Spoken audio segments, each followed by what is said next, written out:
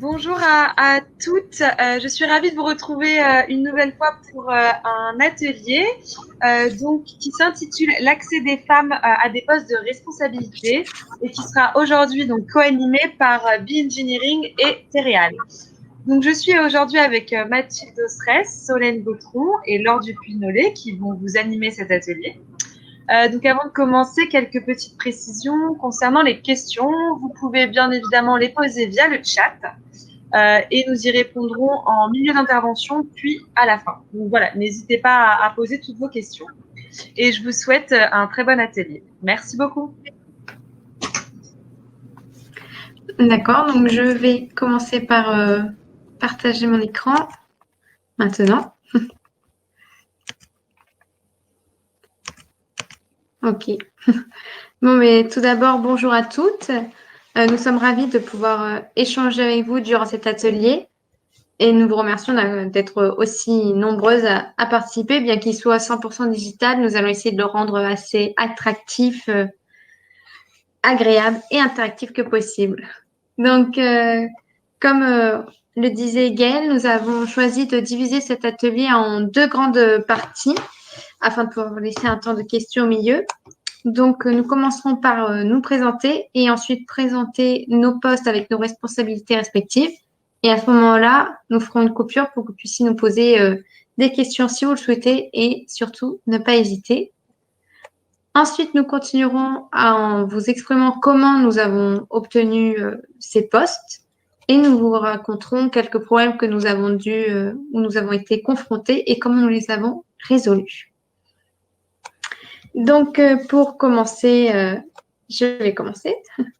Je m'appelle donc Solène Gautheron, j'ai 24 ans. J'ai été diplômée de mon école d'ingénieur qui s'appelle CITEC en fin 2019 en modélisation, calcul de structure et des fluides. Et avant de trouver mon premier emploi fixe, qui est mon poste actuel, j'ai eu quelques difficultés que je vous exprimerai par la suite. Donc, actuellement, je suis en poste en tant qu'ingénieur consultant, au sein de Be-Engineering, pour travailler avec la SNCF sur Tours, en tant qu'ingénieur développeur data analyst, où ma mission principale est de faire du télédiagnostic, c'est-à-dire vigiler à distance l'état de santé des trains. Donc maintenant, je vais laisser Laure se présenter. Donc, bonjour à toutes, Laure Dupuy-Nollet. Donc, moi, je suis responsable actuellement de la production et de la maintenance dans une usine de production de tuiles, donc de tuiles en terre cuite, qui fonctionne à feu continu. Et je vous parlerai un peu plus en détail de mes responsabilités actuelles et passées dans un second temps. Et donc, je passe la parole désormais à Mathilde Austrès. Bonjour, merci. Alors, bonjour à toutes. Alors du coup, moi je m'appelle Mathilde Austrès, j'ai 26 ans. J'ai été diplômée en 2017 de l'école polytechnique à Nantes dans la filière thermique énergétique. Et je suis actuellement chez Be-Engineering depuis maintenant 3 ans en tant qu'ingénieure consultante et je suis actuellement en mission au chantier de l'Atlantique en tant que responsable adjointe de pôle depuis maintenant 3 mois. Je vous détaillerai un peu plus mes missions dans les slides suivantes, si vous voulez bien. Donc là, en fait, on a décidé de commencer notre présentation avec les définitions qu'on a pu trouver des postes à responsabilité en fonction de nos différentes expériences. Donc on a trouvé 2 types de postes à responsabilité. Donc un poste à responsabilité plutôt managériale. Donc ça va être surtout de suivre et d'accompagner en fait des collaborateurs qu'on va gérer en fait des équipes. Et le deuxième type, ça va plutôt être un poste à responsabilité de projet. Donc là, il va plutôt falloir gérer un projet de A à Z au quotidien et faire en sorte que tout se passe bien. Donc là, je vais vous parler plutôt de mon cas personnel. Donc moi, je suis plutôt sur des responsabilités de type projet. C'est-à-dire que je travaille du coup sur des navires ou dans la partie plutôt études. Et moi, mon objectif, ça va être de livrer en temps et en heure en fait des zones du bateau et de faire en sorte que la conception soit passée au mieux dans les délais impartis. Donc ça va être moi ma mission principale. Donc il va falloir organiser, gérer des réunions pour que tout se déroule de la meilleure manière qu'il faut. Et je vais avoir dans un second temps une petite partie managériale où je vais aider en fait l'encadrement d'équipes de techniciens concepteurs sur ces navires. Donc là, je vais passer la parole à Solène, je crois. Non, c'est alors, mais. Excusez-moi. Pardon. Donc, moi, je vais vous parler un peu de mes responsabilités, qui sont mes responsabilités actuelles. Je suis en poste sur mon poste actuel depuis 3 ans et demi, depuis fin 2017. Et je dirais que mes responsabilités sont surtout managériales, puisque j'encadre environ 40 personnes, qui sont toutes des hommes. Et donc, voilà, j'aime beaucoup cette dimension de mon poste. Ça consiste surtout parfois à recruter de nouvelles personnes, à savoir un peu où les mettre dans un nouveau poste, les faire grandir, les faire évoluer, parfois les recadrer quand les choses ne vont pas, les motiver aussi. Je trouve que c'est une dimension importante de savoir motiver chacun, savoir quels sont ses points forts et donc un peu tirer sur cette corde des points forts de chacun pour leur donner envie de progresser et de donner le meilleur d'eux-mêmes au service de leur travail. Donc ça, c'est vrai que c'est l'essentiel, je dirais, de mon travail quotidien, cette partie de gestion des équipes, avec aussi une dimension de gestion de planning, de budget, pour ce qui concerne des projets dont j'ai aussi la responsabilité, mais qui sont une autre partie de mon poste, l'essentiel étant vraiment cet encadrement des équipes, sachant qu'en plus, mes équipes actuelles, elles sont en feu continu, donc en 5-8, et donc je ne les vois pas tout le temps, elles sont parfois là la nuit, le week-end, donc c'est aussi un enjeu assez intéressant de mon travail, c'est comment cet encadrement peut se faire un peu à distance et un peu désynchronisé dans le temps de travail de chacun. Donc je vais passer désormais la parole à Solène qui va vous parler de ses responsabilités actuelles. Oui, donc comme je vous le disais, je travaille chez le client qui est la SNCF et au sein de mon poste, j'ai plusieurs casquettes. Donc la première, c'est le diagnostic et ensuite, je travaille sur 2 autres projets principalement. L'autre, c'est sur réduire l'empreinte carbone des trains communicants actuels sur ma série qui est AGC et dans un second temps aussi, passer ces trains de la 2G à la 4G. C'est un sacré bond. Mais il faut le faire. Et donc, sur ce projet, je suis PO, c'est-à-dire Product Owner, ce qui veut dire responsable métier. Donc, ici, responsable métier, c'est-à-dire que je suis responsable du cahier des charges, des exigences fonctionnelles, du niveau de service et de l'évolution de l'application qui permettra de passer à la 4G. Et aussi, je suis responsable de la stratégie de la recette, où là, nous avons élaboré donc les plans de test, fait les tests de l'application et aussi les tests de performance. Je travaille du coup en collaboration avec le Scrum, qui est donc le chef de projet, en participant à tous les points et gérer de loin que nous respectons bien le planning, le budget, en poste de valideur. Donc ici, je dirais que c'est une responsabilité plus projet, où mes fonctions principales seraient contrôler et diriger, je dirais. Et pour parler de mes expériences précédentes, j'ai aussi d'autres responsabilités sous d'autres formes. C'était en 2019 où là, je travaillais au sein d'Expleo dans le secteur donc de l'aérospatial. Je dirigeais, ou plutôt, je dirais, piloter une équipe dont l'effectif était variable entre 6 à 15 personnes sur divers projets sur une même thématique. C'était sur des sujets de recherche-développement où la thématique était concevoir une usine autonome en ressources et en énergie sur la Lune. Je sais que ça peut paraître un sujet assez vaste et assez fou, mais ce n'est pas incohérent parce que l'ESA cherche à financer. Mais nous n'allons pas débattre sur ça du coup. Et donc ici, mes responsabilités est donc de gérer l'équipe, leur approprier une mission, les mettre en relation avec les personnes précédentes qui avaient commencé ces genres de missions et avec qui elles pourraient échanger en cas de besoin. Donc, je gérais les différents sujets et aussi organiser et animer les réunions hebdomadaires afin de faire des points. Donc ici, mes fonctions principales étaient organiser, animer et piloter en termes de gestion. Et donc maintenant, place à vos questions. Si vous en avez posé en même temps qu'on parlait, n'hésitez pas, c'est le moment. Alors, on a une question pour l'instant, donc de Nathanaël qui nous demande si c'est compliqué de manager une équipe uniquement masculine.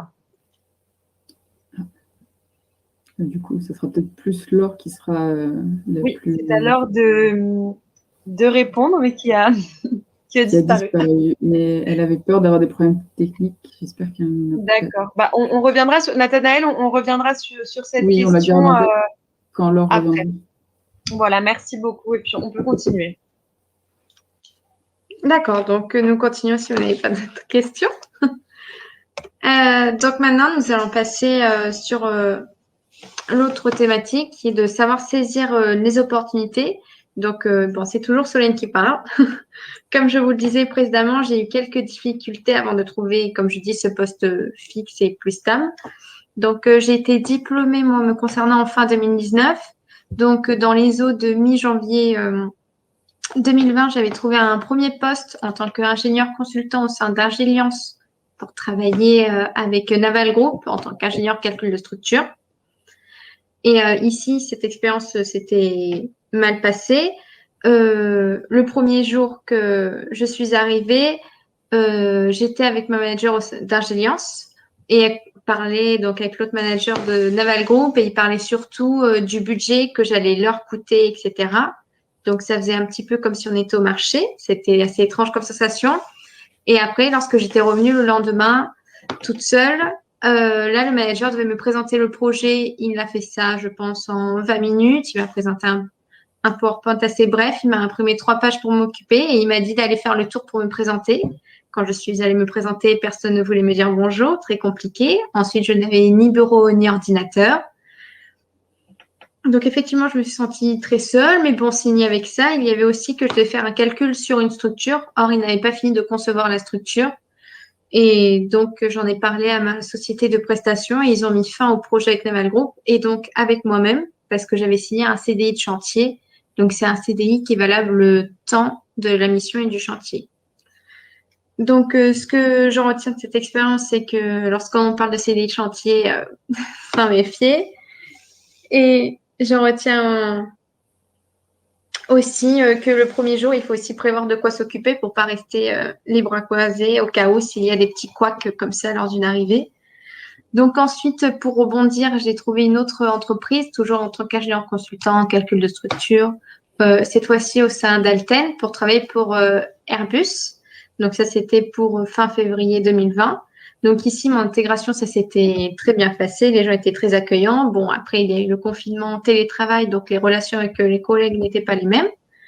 Mais le projet, j'avais signé pour un projet de 3 ans. Or, avec la crise, donc j'ai été licenciée. Et ça, par contre, ça s'est pas très bien fini encore une fois. Donc en juin, j'étais passée en chômage partiel et après pour fin juillet, mon manager m'appelle une semaine pour me dire qu'il change de poste et que je ferais mieux d'en faire autant, de trouver une autre entreprise. Une semaine d'après, mon nouveau manager me contacte pour me dire qu'il me trouve une mission d'une semaine. C'était faire une analyse sur différents logiciels, quelque chose qu'on demande même pas à un stagiaire ou est-ce que c'est quelque chose qu'on doit faire à l'école en théorie, et qu'ils allaient évaluer mon travail, savoir si je restais en poste ou non grâce à cela, car j'étais encore en période d'essai. Et donc, toute la semaine, personne ne répondait à mes mails. Et à la fin de la semaine, je ne sais même pas s'il a lu ma présentation, mais son supérieur hiérarchique à elle m'a contacté et il m'a clairement raccroché au nez. Il m'a juste dit, bon, ben c'est fini. J'ai voulu lui demander des explications et il s'est énervé. Donc, bon, mais c'est pas grave. Donc là encore, ce que j'en retiens, c'est que quand on postule pour une entreprise comme ceci, il faut se renseigner sur le secteur d'activité et l'économie de l'entreprise. Moi, je m'étais renseignée sur l'entreprise Alten. Effectivement, j'avais eu de mauvais retours, mais le projet m'intéressait. Donc, j'avais dit, je tente ma chance. Mais bon, la vie fait ainsi. Jamais 203. Enfin, j'espère pas. Mais donc ensuite, comment rebondir? Donc, mon objectif principal était de trouver un autre emploi avant un autre confinement, chose qu'il y a eu. Donc là, je mettais à jour mon CV sur toutes les plateformes différentes qu'il existait. Je faisais plein de candidatures spontanées et je postulais à différents postes dans différentes villes, différents secteurs d'activité qui tenaient encore la route avec la crise. Et donc en moyenne, je passais 3 entretiens par semaine. effectivement, j'ai eu beaucoup de refus parce que j'étais jeune, encore junior, jeune diplômée selon eux. Donc, ils appréciaient pas trop. Et donc, après, j'ai fait l'entretien pour mon poste actuel où là, nous étions 8 à postuler, donc 8 en concurrence. Et les entretiens, c'était assez particulier car c'était un entretien avec, par exemple, j'ai fait mon entretien avec 2 autres personnes avec moi où ils présentaient l'entreprise pour poser des questions, pour se présenter. Donc, c'était assez différent. Et donc, ils avaient bien aimé mon profil, mais ils disaient que j'étais trop jeune pour pouvoir être super hiérarchiquement à des techniciens qui ne seraient pas ouverts d'esprit pour me parler ni qui auraient une bonne communication. Donc, pour contrer ce problème, j'avais décidé de leur écrire une lettre de motivation en appuyant sur des compétences et des qualités que je jugeais utiles pour cette mission. Et je pense que ça a clairement contribué pour que je puisse obtenir ce poste. Bon, on ne le saura jamais vraiment si c'est ça ou non qui a joué, mais j'en reste convaincue. Et donc, ça s'est très bien passé. Et pour cette entreprise, effectivement, lors de l'entretien, je leur avais demandé comment ils avaient géré la première crise, la première vague, le premier confinement, savoir comment ils allaient se repasser pour un deuxième. Voilà. Donc, je laisse place à Mathilde, si elle veut bien, de dire comment elle a eu son opportunité. Oui, bien sûr. Alors, du coup, moi, c'est pas arrivé tout de suite. C'est-à-dire que c'était plutôt une volonté de ma part, en fait, de ne pas forcément rentrer dans un poste à responsabilité tout de suite. Je voulais être sûre je voulais avoir un peu plus d'expérience, en fait. Et du coup, c'est pour ça que j'ai préféré attendre. Donc, c'est-à-dire que moi, je suis rentrée plutôt sur un poste plus technique quand je suis arrivée chez B Engineering. Et via ce poste technique, en fait, j'ai pu acquérir de l'expérience. Par contre, en parallèle, j'avais quand même motivé, enfin, j'avais quand même fait comprendre à mes managers dans mes entretiens annuels dès la première année que, à plus ou moins long terme, je voulais quand même intégrer, devenir chef de projet, enfin, gérer un projet, quoi. Et ça a payé, du coup, vu que cette année, on m'a proposé une mission en tant que responsable de pôle adjointe, là où je suis actuellement. Et en fait, à force d'avoir un peu d'expérience, et du coup, moi, j'étais beaucoup plus confiante. Donc, ça me paraissait beaucoup plus logique, après 3 années d'expérience, de passer à ce genre de poste. Parce qu'il fallait que pour moi, que je mûrisse en fait, de mon côté avant de pouvoir prendre ce genre de poste. Donc, ça a été un choix, moi, de ma part, d'attendre un peu avant d'avoir cette opportunité-là. Mais en parallèle, j'avais quand même fait les demandes pour que ça arrive. Donc, je vais laisser la parole à Laure, du coup. Oui, merci Mathilde. Me concernant, voilà, je voulais vous parler un peu de 2 opportunités que j'avais pu saisir. Bon, la première, évidemment, c'est mon premier emploi, hein, c'est toujours un cap à passer. Me concernant, j'avais vraiment le souhait de travailler chez Saint-Gobain dans l'industrie des matériaux de construction. Et donc, j'avais un peu tapé à différentes portes, que ce soit les anciens de mon école, mon ancien maître de stage, des connaissances via mon réseau personnel, la candidature classique via leur site également. Mais j'avais vraiment tapé à plusieurs portes de façon répétée. J'avais vraiment fait preuve de persévérance pour rentrer chez eux. Et au bout d'un moment, ça avait fini par payer puisque j'avais eu 2 postes qui s'étaient présentés chez eux un peu simultanément. Et donc, j'avais même eu le choix à la fin. Et donc, je pense que le message à retenir de cette petite expérience, c'est de bien persévérer. Hein, il ne faut pas hésiter, surtout si l'entreprise est grande, à frapper à diverses portes, à relancer, à montrer sa motivation. Et je pense que c'est une manière d'attraper des opportunités.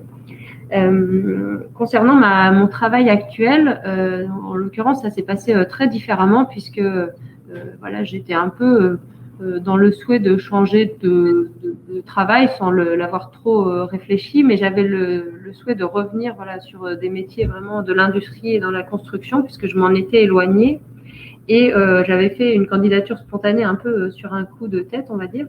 Et je pense que j'ai su en entretien, malgré mon manque d'expérience et mon jeune âge, montrer que je connaissais un certain nombre d'aspects de ce type de poste, à savoir l'amélioration continue, l'encadrement des équipes, parce que j'avais eu l'occasion à plusieurs reprises dans mes premiers postes d'encadrer des équipes, certes pas des grandes équipes et pas des équipes d'opérateurs, mais néanmoins voilà une expérience de management qui commençait à être un peu consistante. Et puis j'ai su aussi leur dire que mettre une femme dans un milieu masculin et dans un milieu industriel, ça pouvait être un atout et changer un peu les choses. Et je pense que ça a fait, ça a montré un peu, d'abord moi, mon ouverture d'esprit pour aller vers un milieu qui était clairement assez marqué industrie traditionnelle, industrie très masculine, et en même temps ma motivation à tenir ce type de poste. Et je pense que c'est ce qui m'a permis d'obtenir le poste actuel. Donc, nous allons maintenant vous parler un peu de la place des femmes parmi les hommes. Et donc, je vais passer la parole à Mathilde pour vous en parler.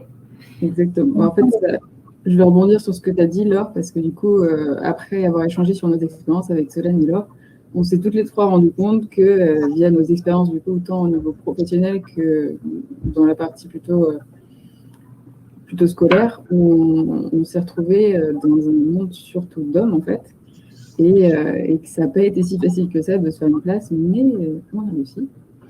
Donc, là, globalement, pour ma part, je vais surtout vous parler, en fait, de mes études dans lesquelles moi, j'ai fait un DUT génie thermique et énergie. Donc, dès mon DUT, en fait, je me suis retrouvée dans une classe où il y avait 5 filles pour une cinquantaine de garçons.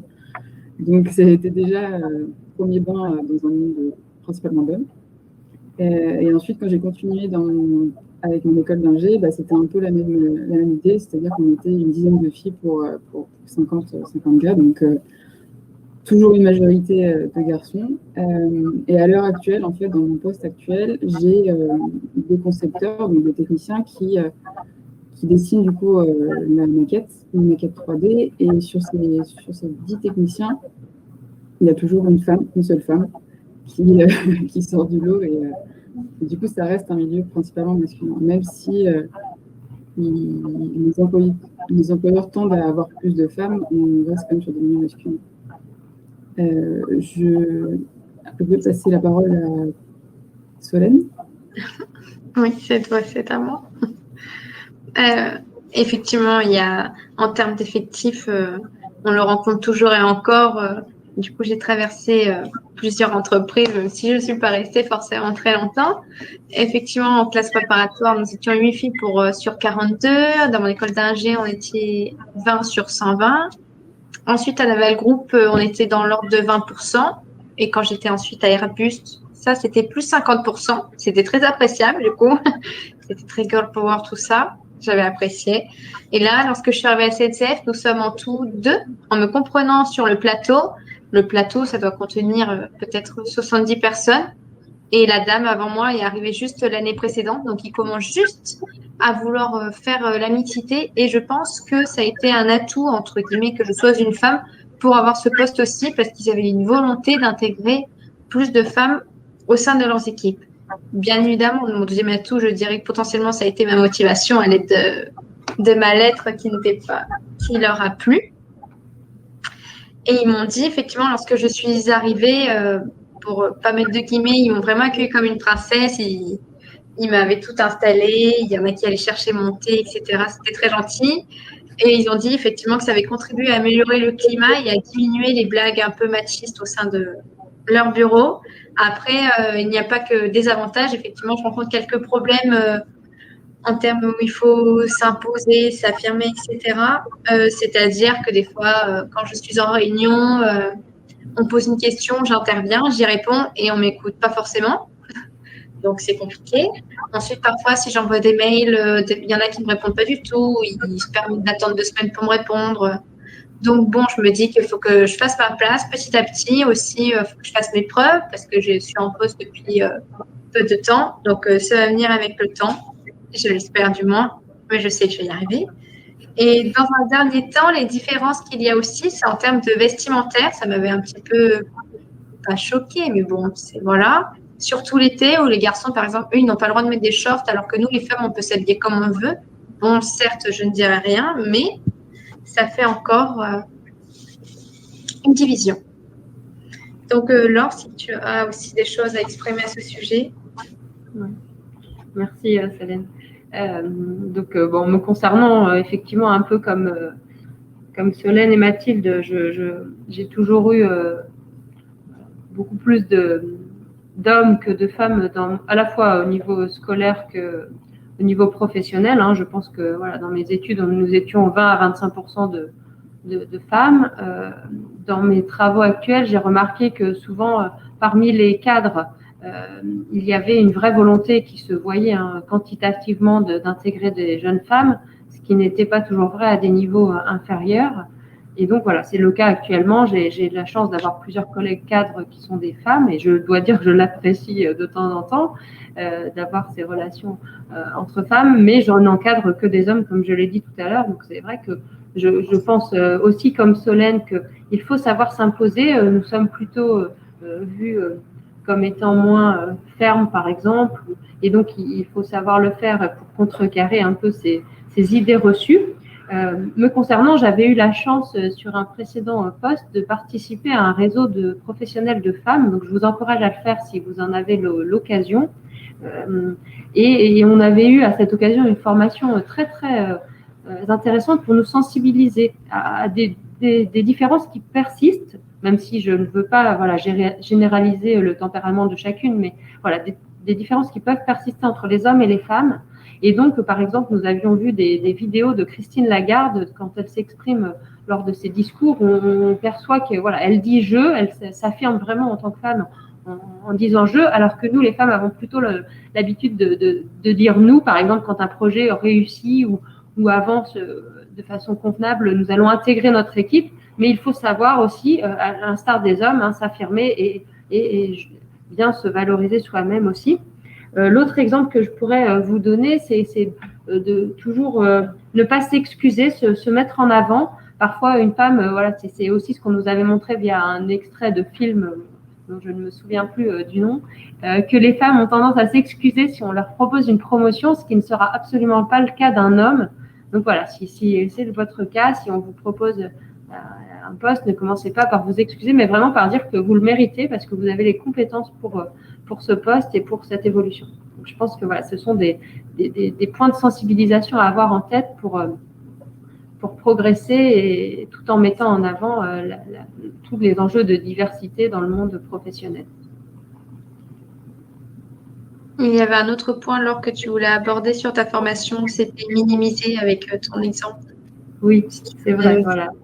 J'avais aussi, dans nos préparatifs avec Solène et Mathilde, bien insisté sur ne pas se minimiser, toujours montrer sa confiance en soi, sa valeur. Si vous avez entendu l'exemple de Solène sur sa lettre de motivation, je pense certainement que sa lettre de motivation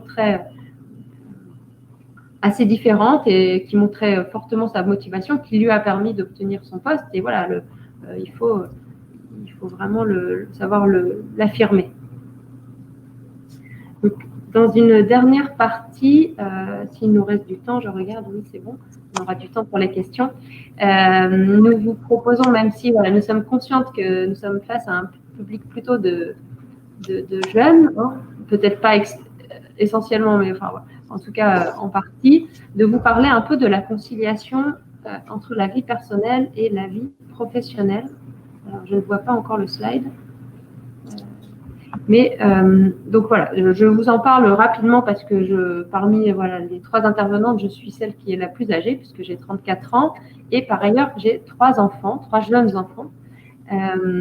Et donc je voulais un peu vous sensibiliser à certains points, parmi lesquels donc le fait d'utiliser les outils numériques, le grand développement du télétravail grâce au Covid par exemple, pour gagner en flexibilité d'horaire et d'organisation. Je pense que ce sont des atouts qui n'existaient pas forcément il y a quelques années et que ce sont des atouts vraiment importants si on veut donner un tempo un peu différent à sa journée et à sa semaine. Voilà, donc, le premier message était celui-ci. Le second, c'est l'inquiétude que certaines peuvent avoir parfois sur des absences longues que peuvent être un congé maternité ou un congé parental aussi, L'avantage par rapport à un arrêt maladie ou si vous tombez, si vous avez un accident de voiture ou quoi, c'est qu'un congé maternité, normalement, ça se prépare, ça s'anticipe. Et souvent, les femmes sont plutôt douées en organisation. Donc, voilà, sachez rassurer vos équipes en listant bien un peu vos différentes tâches, en proposant des organisations pour pallier à votre absence, en déléguant les choses. Et je pense que ça de nature à rassurer tout le monde et à faire en sorte que les choses se passent bien. Voilà.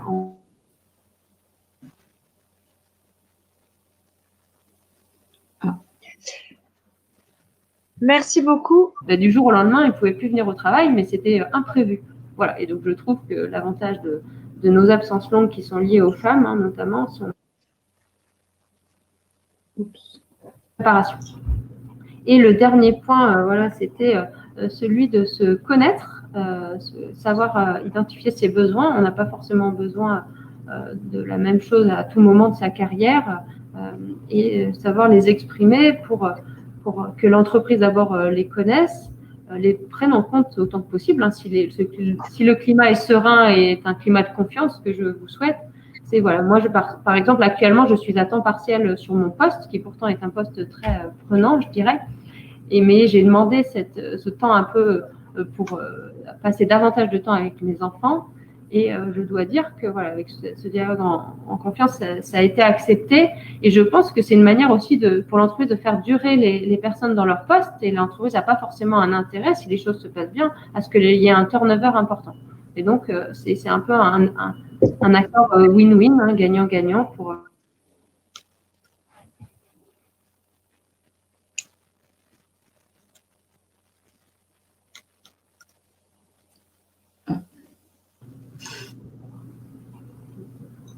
Je ne sais pas si c'est la connexion qui ne passe plus pour l'heure.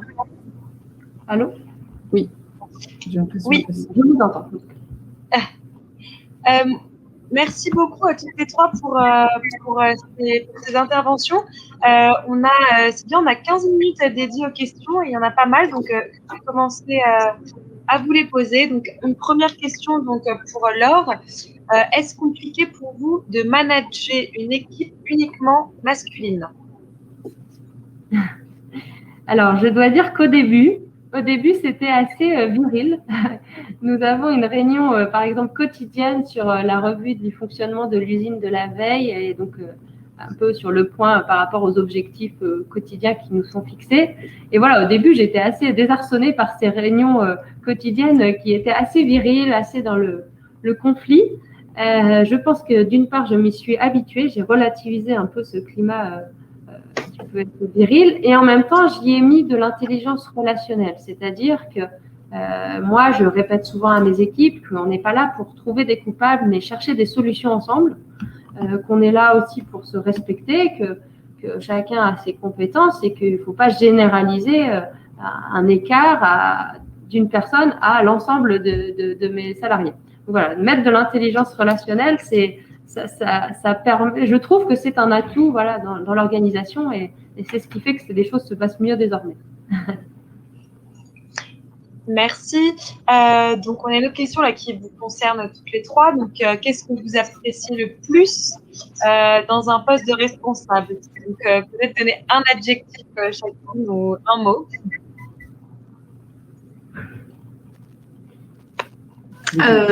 Moi, si ça serait un mot, j'aime bien piloter, un peu contrôler tout ça. C'est effectivement de nature, c'est quelque chose que j'aime bien faire. Et depuis, quand j'étais déjà dans mes études, je m'étais dit que c'était une telle évolution que je voulais d'abord gagner en technique, puis après faire de la gestion de projet, après du management. Une évolution qu'on pourrait dire classique, mais c'était mes ambitions. Merci Solène. Peut-être Mathilde? Oui, alors du coup, moi je dirais que c'est plutôt la communication. Le fait d'être en interaction avec plein de personnes toute la journée, c'est hyper enrichissant. Enfin, des 3 mois en tout cas que j'ai pu voir pour l'instant, vu que je suis assez jeune sur le métier, mais franchement, le fait d'être en interaction tout le temps avec les gens, moi j'aime beaucoup en tout cas, c'est ce qui me plaît le plus pour l'instant. Merci Mathilde. Et Laure, pour finir? Oui, alors moi, ce que j'apprécie dans mon poste de responsable, c'est la diversité des choses que j'ai à faire. Enfin voilà, que ça soit des petits entretiens personnels, de la coordination de projet, de la demande d'investissement. Voilà, j'ai vraiment une très grande diversité de tâches. Je ne sais jamais un peu aussi à quelle sauce je vais être mangée en arrivant le matin, hein, parce qu'il y a aussi des aléas du quotidien. Donc vraiment, voilà, ça c'est un point important. Et puis je trouve que quand on est responsable, on peut avoir aussi une certaine autonomie. Et donc aussi, voilà, proposer des choses, être vraiment le capitaine de son bateau. Et voilà, moi c'est ce que j'aime en tout cas dans mon poste actuel. Merci beaucoup. Donc, je continue sur une question d'Anaïs qui demande comment vous positionnez-vous lors des réunions et des conseils d'administration. Ça rejoint un peu ce que vous avez répondu au début. Si vous voulez, je vous laisse compléter. Ah, pardon, moi, j'ai pas entendu la question, Gaëlle, excuse-moi. Comment vous positionnez-vous lors des réunions et des conseils d'administration?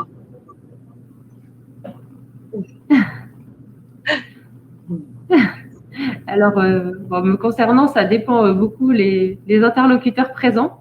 Mais je trouve que, bon, comme je suis dans un cadre, en tout cas hiérarchique, qui me convient bien, par exemple, quand je défends mon budget, ce qui est un point important hein, quand on défend le budget d'une usine pour l'année suivante, vraiment, j'arrive à, voilà, à bien argumenter mes choix et les éléments que j'ai mis dans le budget et à défendre mes équipes aussi, à expliquer nos choix et nos demandes de ressources, vraiment en mettant en valeur mes équipes s'il le faut.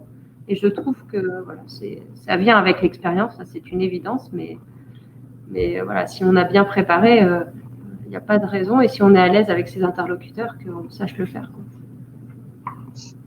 Merci beaucoup. On a une question aussi qui revient pas mal et qui demande en fait sur quelle plateforme vous conseilleriez pour mettre les CV en ligne dans la recherche d'emploi. Je n'ai pas compris la question. Sur quelle plateforme en fait, quelle plateforme vous conseilleriez pour que les personnes mettent leur CV en ligne? Je pense que c'était suite à la présentation de Solène. Ah oui, j'en avais plein. Bon, ben, en premier lieu, c'était LinkedIn et en deuxième lieu, c'est Viadeo. Là, c'est les deux où vraiment les gens, après, ils vont plus se recontacter. Et après, il y en a d'autres, des plus petites plateformes qui concernent juste des régions ou météo job, cadre emploi, mais c'était moins frappant. Et après, pour postuler à des postes, j'étais allée sur Indeed. Et il y a aussi l'APEC, très, très, très bien. Juste pour compléter ce que dit Solène, pour ma part, j'ai été aussi contactée via LinkedIn, en fait, quand j'ai intégré Beengineering. Moi, j'avais mis mon CV directement sur LinkedIn et c'est via cette plateforme qu'ils m'ont contacté, en fait. Donc, je pense que LinkedIn, c'est vraiment le premier sur lequel il faut peut-être plus développer ses compétences, ses activités. Merci Mathilde. Donc LinkedIn à retenir. Du coup, là c'était Laure qui l'avait mentionné. Une personne qui demande quels sont les réseaux professionnels féminins à rejoindre dans le monde du travail. Alors, elle bouge dans son premier temps. Après, je vous laisse compléter s'il y a des associations, des réseaux dans vos entreprises. Est-ce que tu peux juste reformuler la question, enfin redire la question, Gaëlle, parce que je ne l'ai pas bien entendue. Mon réseau est pas… Alors, de quel… tu as parlé tout à l'heure lors d'un réseau professionnel de femmes. D'accord, oui. Alors moi, en l'occurrence, je suis diplômée de l'École centrale Paris, donc j'avais pas mal utilisé ce réseau d'anciens. J'ai un réseau aussi très fort issu de ma classe préparatoire, qui était une classe préparatoire à Versailles, donc ça m'a beaucoup aidé aussi. Et puis, je racontais à une que j'ai eue en petit entretien là juste avant, qu'il se trouve qu'il y avait aussi, j'avais été à des conférences aussi, complètement déconnectée du monde professionnel assez peu de temps avant ma prise de poste et que j'avais rencontré quelqu'un avec qui j'ai eu un très bon contact et que lui aussi m'a aidé à trouver mon premier poste. Et je pense que voilà, toutes les occasions sont bonnes, hein, vos associations, votre réseau familial, votre réseau amical sont bonnes pour trouver un poste. Il ne faut pas ne négliger surtout aucune piste. C'est un peu un petit message, je pense qu'on n'ose pas forcément, mais c'est important de les utiliser. Et je me permets de rajouter, c'est d'ailleurs pour ça qu'avec Elle Bouge, on organise beaucoup d'actions à destination, comme aujourd'hui, des étudiantes, des jeunes diplômés, et aussi, en fait, quand vous devenez vous-même ingénieure ou technicienne, vous passez de l'autre côté en tant que marraine pour, comme aujourd'hui, donner des conseils aux jeunes filles. Tout à fait. Ensuite, on a une question, donc là, pour toutes les trois. Donc, combien de temps vous a-t-il fallu pour trouver votre premier emploi? Donc, Mathilde, on peut commencer par vous. Par moi, du coup? Oui, c'est ça. J'ai pas entendu. Oui, c'est par moi. Alors, moi, Oui, du coup, combien de temps vous avez mis à- j'ai eu un peu de chance, on va dire, dans ma recherche d'emploi. Ça a été, en même pas sortie d'école, j'ai réussi à trouver directement un job. En fait, j'avais été contactée via LinkedIn, du coup, pour une mission qui était, du coup, par Engineering. D'ailleurs, je ne sais pas si ça parle à tout le monde, les boîtes de consulting, les boîtes de prestations. Parce que moi, je sais que c'était un terme qui ne me parlait pas du tout en sortie d'école et qui me faisait presque un peu peur, en fait, quand j'ai été contactée. Pour préciser un peu, c'est juste des boîtes, des entreprises qui, en fait, vont aider d'autres entreprises clientes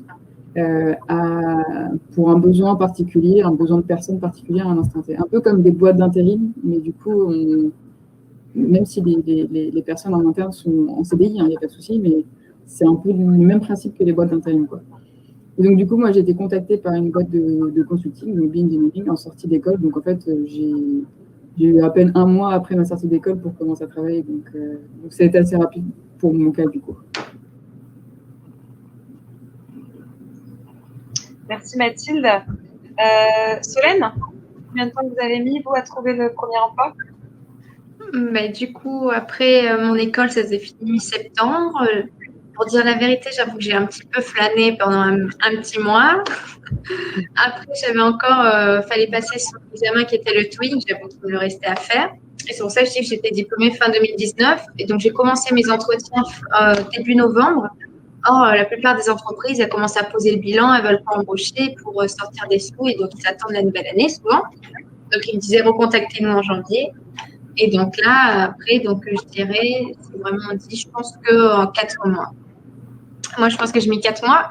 Mais comme je l'ai dit, la première expérience n'était pas la bonne. Au début, j'étais très exigeante. Je voulais vraiment dans le sud-ouest, limite sur Bordeaux précisément, en tant qu'ingénieur calcul de structure.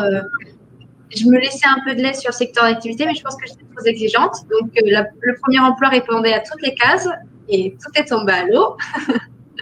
Et donc, après, j'ai dit qu'il fallait être plus laxiste. Bon, ça avait encore foiré, mais ça va aller. Merci. Et Laure, pour finir, du coup, vous aviez mis combien de temps à trouver votre premier emploi?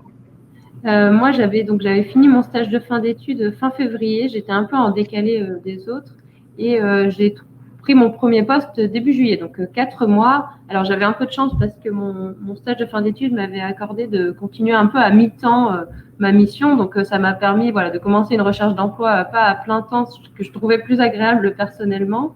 Et 2 mois à plein de recherche d'emploi. Merci beaucoup.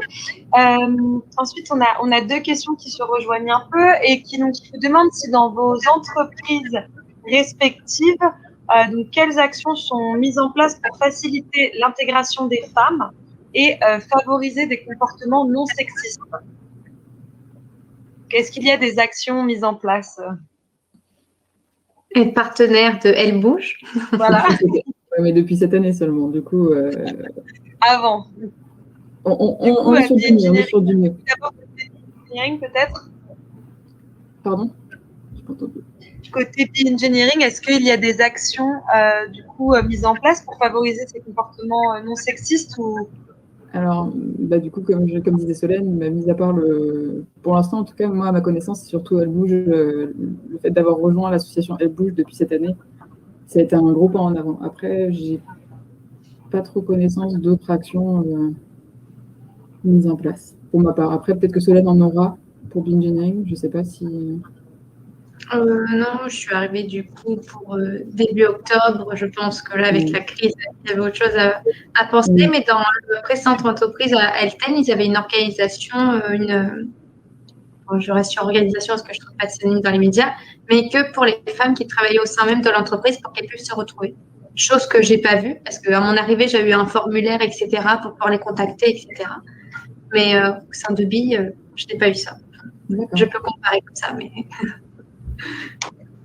D'accord. Et Laure, du coup, au sein de Téréal, est-ce qu'il y a des actions du coup, qui sont mises en place pour empêcher des comportements sexistes? Bon, il y a toujours un cadre un peu, on va dire, réglementaire qui, avec des référents justement à harcèlement sexuel. Bon, ça, c'est de l'ordre du réglementaire, on va dire. Moi, personnellement, j'ai jamais eu besoin à y faire recours. Voilà, je sais que ça a été le cas une fois que cette personne soit sollicitée dans ce cadre-là. Que ce référent soit sollicité.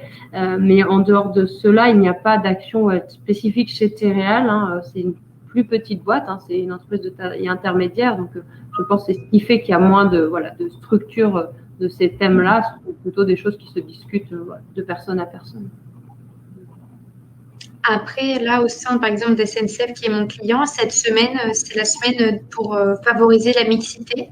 Bon, là, nous sommes tous en télétravail, mais j'imagine qu'initialement, ils organisent quelques petits trucs.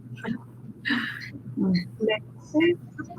Donc, on a donc une question. Donc, il y a une personne qui demande si c'est compliqué de monter en responsabilité tout en conciliant une présence importante au niveau familial.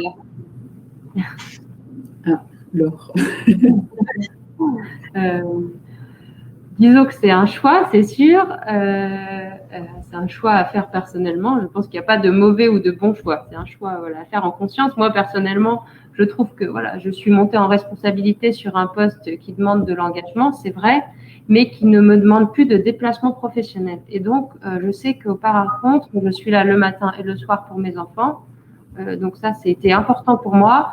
Et par ailleurs, comme je le disais, par exemple, je rentre pour dîner avant de les coucher et je retravaille le soir. Donc c'est un choix, c'est vrai, d'organisation, mais voilà, c'est un choix que je fais pour ma vie familiale. Et par ailleurs, toujours, on le dit, mais c'est important. Moi, j'ai une grande chance, c'est que mon mari m'aide énormément. Le partage des tâches est vraiment fondamental dans ces cas-là. Voilà, c'est vraiment très important.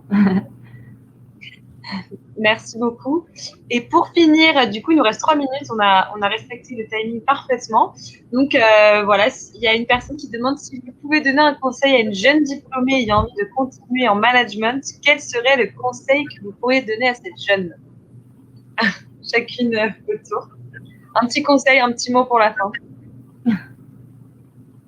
Moi, je dirais qu'il faut s'affirmer. Il ne faut pas avoir peur de jouer des coudes et de montrer qu'on est là parce que personne d'autre le fera à sa place, donc c'est le moment ou jamais, faut y aller, quoi.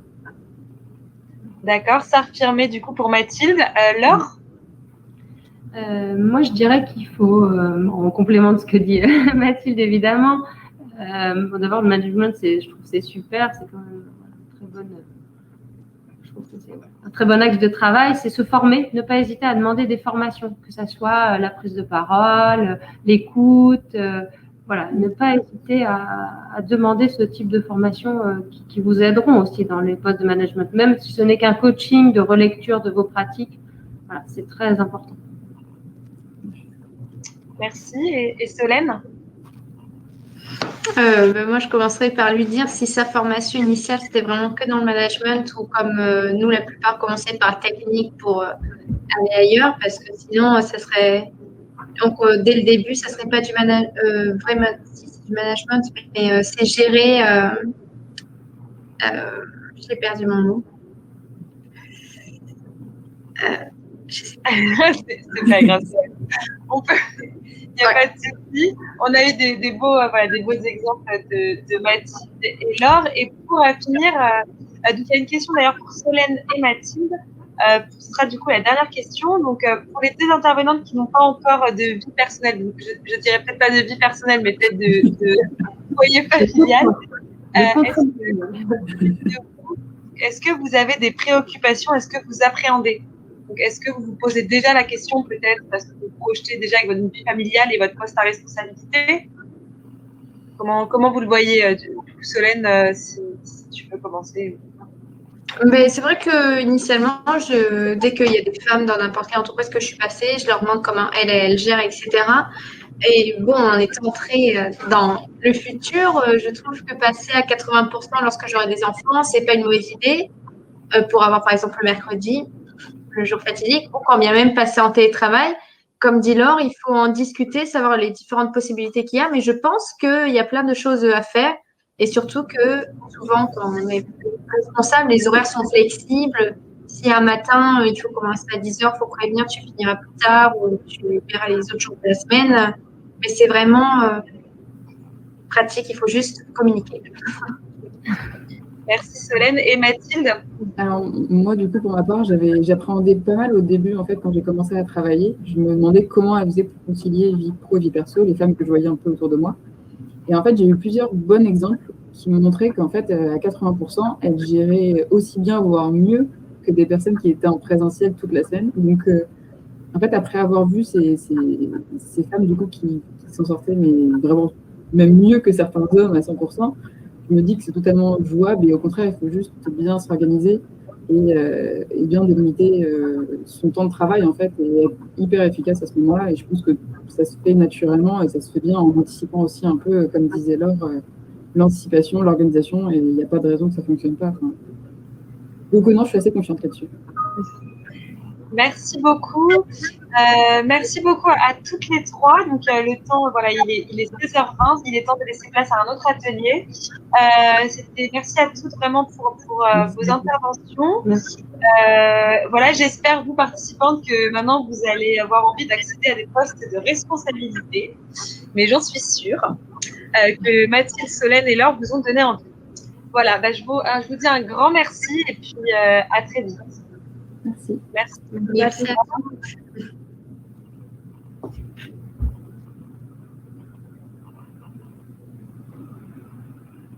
Donc on part là, c'est ça? C'est ce que